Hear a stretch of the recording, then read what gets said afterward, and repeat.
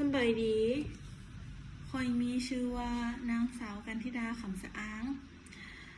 รหัสนิสิต6524072กลุ่มเรียนที่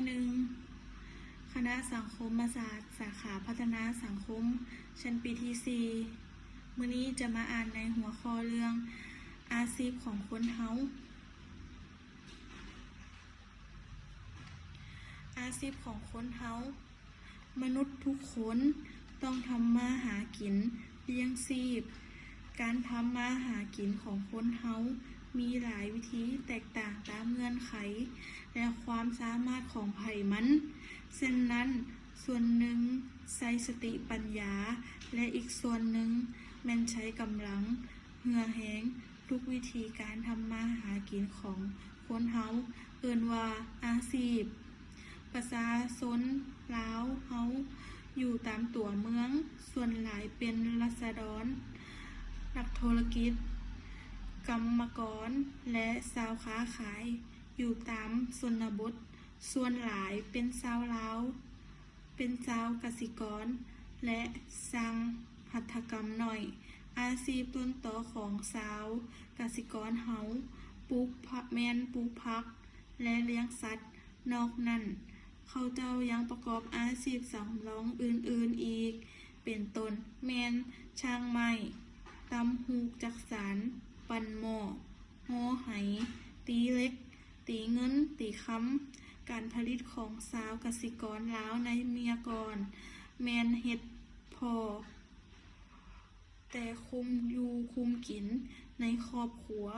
และแลกเปลี่ยนซื้อขายกันภายในท้องถิ่นเท่านั้นปัจจุบันนี้รัฐบาลได้ส่งเสริมให้ชาวกสิกรเพิ่มทวีการผลิตให้เป็นสินค้าหลายขึ้นอยู่ประเทศที่มีความเจริญแล้วเช่นจีนญี่ปุ่นฝรั่งอังกฤษรัสเซียอเมริกาพลเมืองเป็นส่วนหลายมีอาชีพทางด้านการสร้างเพราะว่าประเภทเหล่านี้มีโรงงานอุตสาหกรรมใหญ่อยู่เกือบทุกแห่งในตัวเมืองและชนบทเช่นกรรมกรและชาวกสิกรล้วนแต่เฮ็ดเวียกด้วยเครื่องจักรทันสมัยดังนั้นการออกแรงงานด้วยตีนมือจึงมีน้อย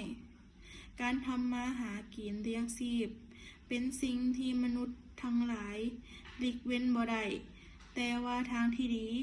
เฮาควรทำมาหากินด้วยความจึงจึงถือว่าเป็นพลเมืองดีเพิ่นหลีกเว้นภัยว่างงานพลเมืองทุกเพศทุกวัยต้องศึกษาร่ำเรียนแสวงหาความรู้ด้านต่างๆให้สูงขึ้นเรื่อยๆจึงประกอบอาชีพให้มั่นคงขอขอบใจ